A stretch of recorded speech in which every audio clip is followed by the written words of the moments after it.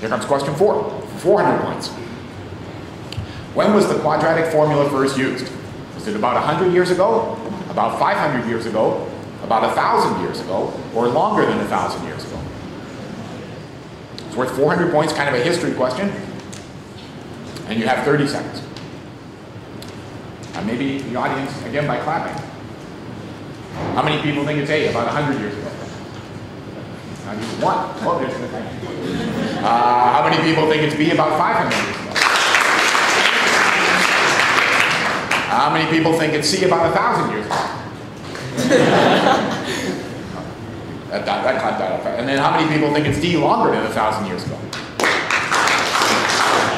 All right, so B was definitely the most popular thing about that.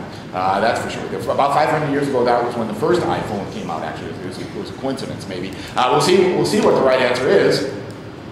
It was B, longer than 1,000 years ago. All right, Parker put on his hat for that, so that must be right. Who else got that right? I think Parker got it right, because he's very happy he put on his hat. Stephen, did you know that, or was it a guess, or what? Just a random guess. Just a random guess? So it turned out that, the Babylonians had the quadratic formula, and some other people might have it as well. And it might take 1,000 years to memorize, and maybe that's why it took so long. But it's not that hard, actually. And it has been around a long time, even longer than iPhones and things like that. All right, so we'll see what the score is now at the halfway point of the game. Parker has 1,000 points. So got all right.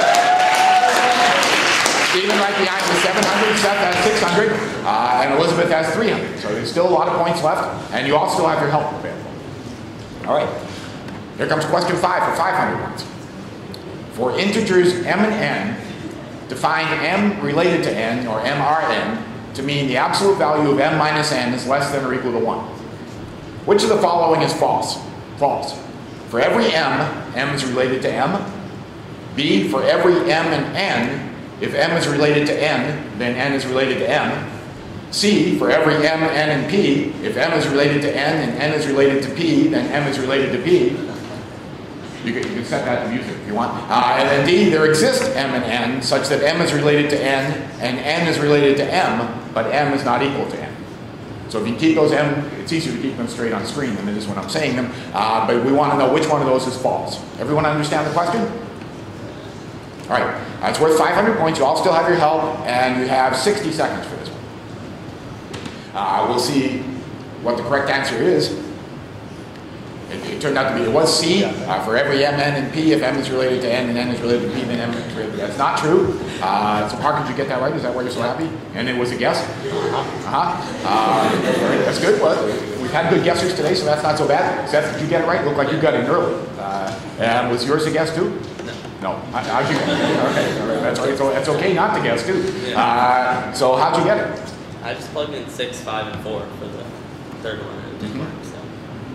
Yeah, so if this were going to be false, then all you have to do is find 3 numbers that make it, we might say false. And 6, 5, and 4 do. They're 6 and 5 are within 1, and 5 and 4 are, but 6 and 4 are. Right. And so do you recognize these words up here? Do these look familiar? What do you mean? Who knows? There's some properties about relations, and you run into something like that. Equivalence relation. Yeah, exactly. And so do you remember which property C is? Transitive. Transitive, exactly right. So it turns out that thing that we made up isn't transitive, but is reflexive and symmetric. All right, so that's good. So we'll see what that does to the score. And good guessing and good figuring out too. Parker stays in first at 1,500. Seth right behind at 700. Stephen at 700. Elizabeth at 300. Y'all still have your help, and there's still the 6, 7, and 800 point questions left.